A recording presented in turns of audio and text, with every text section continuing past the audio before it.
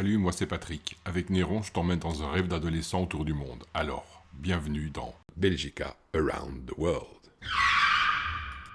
Bienvenue dans cette toute dernière vidéo de préparation de Fred avant le départ pour le tour du monde. Quand je dis le départ pour le tour du monde, c'est évidemment le tour d'Afrique, pour commencer en tout cas. Et je vais vous donner les dernières nouvelles. Donc tout va bien. Je pense que là, Fred est pratiquement au point. On a tout réglé, que ce soit dans le Sahara, que ce soit en montagne. Vous avez pu voir un petit peu les transformations qu'on a faites. On a mis un tout nouveau moteur sur Fred. Donc là, on a testé. Il est nickel. Il y avait une petite fuite encore, mais ce n'était pas une fuite moteur, c'est une fuite, c'est un joint SPI sur la boîte de transfert. Rien de grave, c'est normal, c'est un Defender. Normalement, maintenant tout est au point. Juste la semaine prochaine, on va, par mesure de précaution, changer les sabots de frein parce que les freins crient un petit peu lorsque l'on effectue de longues descentes en montagne. Et donc, je préfère que tout soit vraiment nickel avant de partir. Donc, on va quand même changer les freins. Pas les freins, mais en tout cas les sabots, et normalement, là, tout est bon. Donc voilà, normalement, je vous donnerai la fois prochaine un tour complet de Fred. Donc là, c'est vraiment plus les préparatifs de la voiture, mais les préparatifs du voyage. Donc, je vous expliquerai un petit peu ce qu'on va faire, l'équipement que l'on va ajouter. Là, il faut encore que je change les pneus.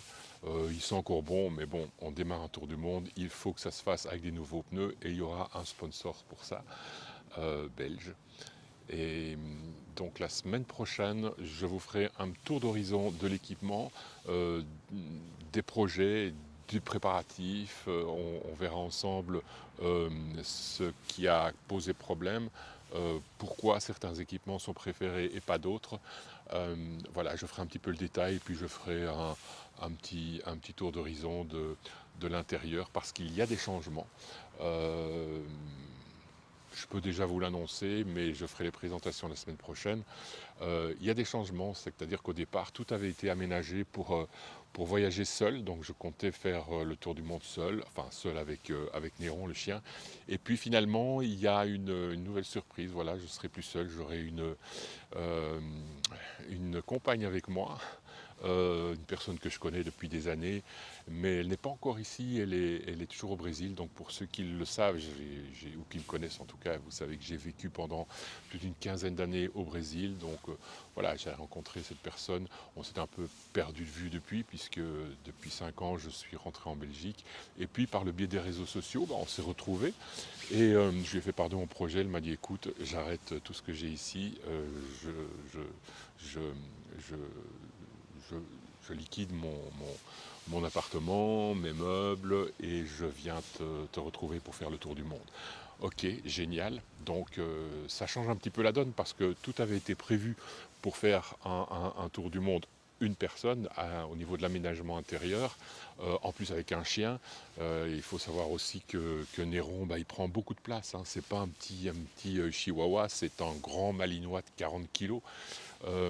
C'est un peu rassurant aussi, hein, de voyager avec un chien comme Fred, j'allais dire, non, un chien comme Néron, parce que c'est sécurisant, c'est un très très bon gardien. Pardon, la nuit, la moindre personne qui s'approche, il est pardon, il est assez agressif. Mais la journée, c'est un joyeux toutou. Il adore jouer avec les adultes, les enfants. C'est vraiment une crème de chien. Mais bon, voilà, le soir, dans sa propriété, il faut pas l'embêter. Ici même, il monte la garde. C'est un chien qui vit dehors. Euh, il est vraiment, voilà, il a décidé que personne ne rentrait sans son autorisation dès que la nuit tombe. Euh, et donc voilà, c'est rassurant. Mais ce qui veut dire qu'à l'intérieur, il prend beaucoup de place. Euh, voilà, on a aménagé, enfin j'ai essayé d'aménager une place sur le siège avant pour lui dormir. pas pour rouler, mais pour lui dormir. Et c'est pas évident parce que il y a une question d'équilibre. Et puis, il doit s'enrouler. Mais enfin, on n'a pas le choix. Vous allez me dire, on peut nous aussi dormir dans la tente de toit. C'est vrai, ce qu'on fera. Mais il y a des moments où on peut pas dormir dans la tente de toit parce que, encore une fois, l'endroit risque de ne pas être sécurisé ou c'est peut-être un endroit qui ne s'y prête pas. Si vous plantez votre tente sur le parking, par exemple, d'une grande surface, je vous vois mal le matin sortir en pyjama ou en petite tenue et commencer à faire votre toilette devant les passants qui arrivent avec leur caddie, quoi. Donc voilà, tout ça, il va falloir s'adapter. Donc je vous montrerai dans la prochaine vidéo comment tout ça a été adapté. Je vous ferai la présentation de Ravena. Elle va m'envoyer quelques petites vidéos depuis le Brésil, mais normalement elle sera là début octobre. Et une semaine après, pardon, début octobre, donc qu'est-ce que je raconte, début novembre, là on est le 23 septembre, donc elle sera là tout début novembre, le temps de s'acclimater une semaine et puis on est parti. Donc dans cette vidéo, vous allez voir simplement, c'est vraiment cool, hein, puisque je vais voyager avec Néron, je vais vous présenter un peu Néron. Vous allez voir qu'on va faire une rando, vous allez voir un peu comment il s'acclimate dans la vie de tous les jours et dans la vie en van. Et lorsque l'on aura terminé cette vidéo, voilà, vous aurez un tour complet de ce que l'on a déjà fait, de toutes les galères que nous avons déjà eues, et nous aurons également la possibilité la semaine prochaine de rentrer vraiment dans le vif du sujet avec la préparation, le listing des équipements et voilà, dites-moi ce que vous en pensez dans vos commentaires.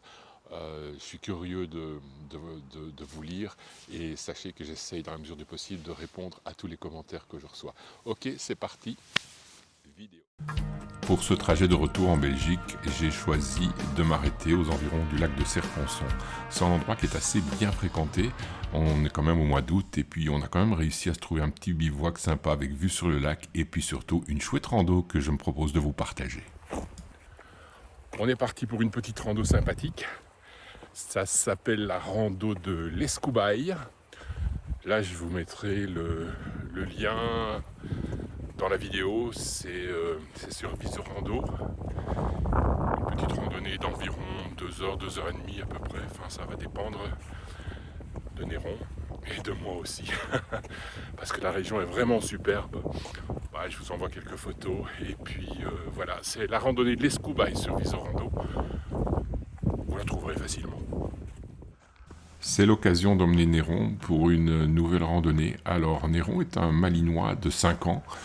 Il est très courageux et il est très physique. Bon, les Malinois sont connus pour être physiques, pour avoir une grande force tant physique, une force de caractère. Ce sont des dominants et vous le trouverez souvent devant moi plutôt que derrière. Je vous conseille vraiment cette randonnée parce que on trouve vraiment des paysages super au détour de chaque virage, le paysage change et c'est vraiment sympa. Là, on est à peu près à un tiers de la randonnée. Bon, je peux vous dire qu'elle est super, mais même si le dénivelé n'est pas énorme, entre 100 et 200 mètres, je crois, le problème c'est que c'est pas linéaire. Ça monte, ça descend, ça remonte, ça descend, ça remonte, ça descend. Donc c'est comme si on grimpait 10 fois 100 mètres, quoi. Mais bon, ça vaut le détour. Allez, on y va. Let's go.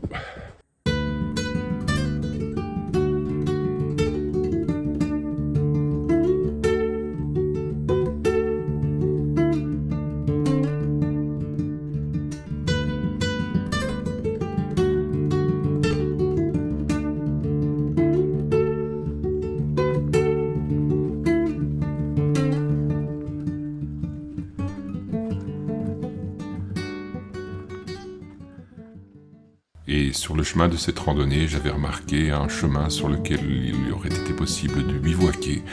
Ce qu'on a fait, et je dois dire qu'on a passé une nuit très sympa et vraiment tranquille. Ensuite, nous avons été rejoindre des amis, non loin de là, et c'est là que l'on s'est rendu compte que si les Malinois sont très forts, ils sont pas nécessairement courageux dans l'eau, et là Néron a trouvé son maître nageur, qui a tenté tant bien que mal de le faire plonger, mais bon, et ah oui, c'est pas facile.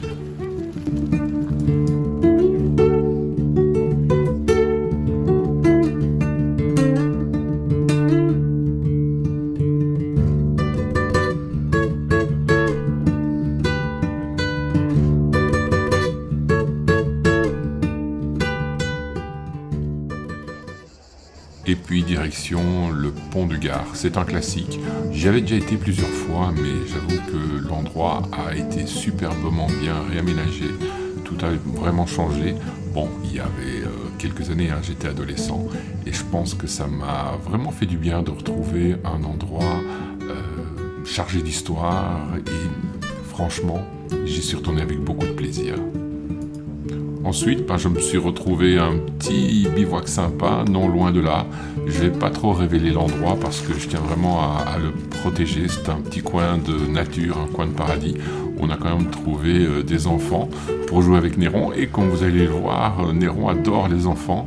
Il adore tester sa force. Bon, évidemment, les enfants, ils font pas vraiment le poids.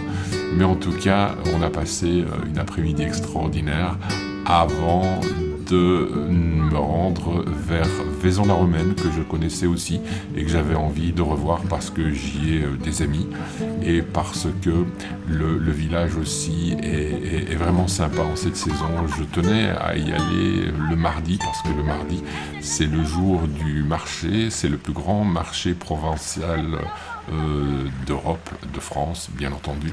Et bon voilà, je tenais avant de rejoindre mes amis pour la dernière soirée avant le retour en Belgique, je tenais à y passer encore une journée. Mais avant ça, il fallait de nouveau bivouaquer et regarder l'endroit vraiment sympa que j'ai trouvé. Eh bien, je ne sais pas trop où on est en fait. Enfin si, je sais, on est près du pont du Gard, c'est clair. Mais là apparemment, sur Google Maps, j'ai vu un chemin et ce chemin il mène... en fait, je pense que c'est un aqueduc. Ouais, je sais pas si vous voyez.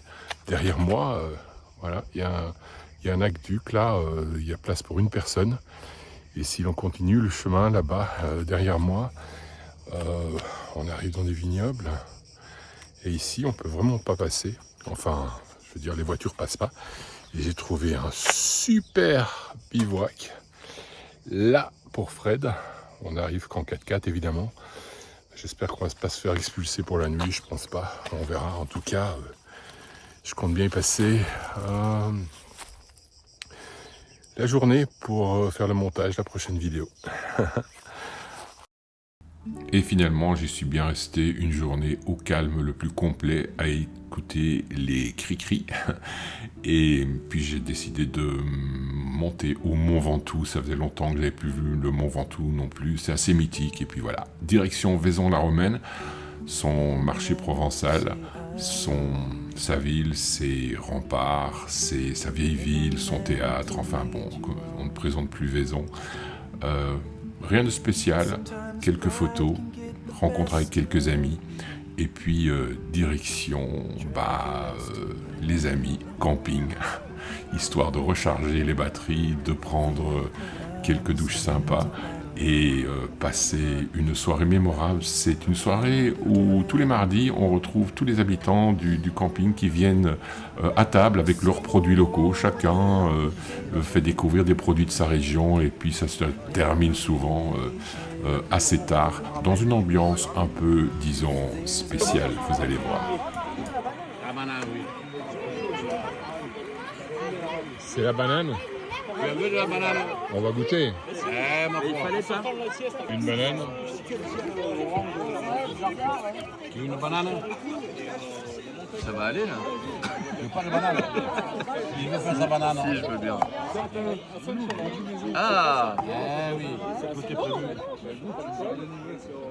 Merci. Quentin, c'est moi qui suis là.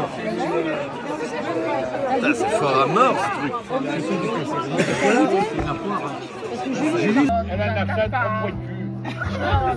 Ou alors demain, ce que je m'appelle depuis, me fracasse la tête. Allez, dernière promenade, retour en Belgique, dernier bain, dernière fois dans l'eau. Et puis c'est le retour, tout s'est bien passé, moteur impeccable, fret impeccable. Et puis Néron se remémore les excellents moments passés sous Fred, sous la Jeep, pendant tout ce séjour.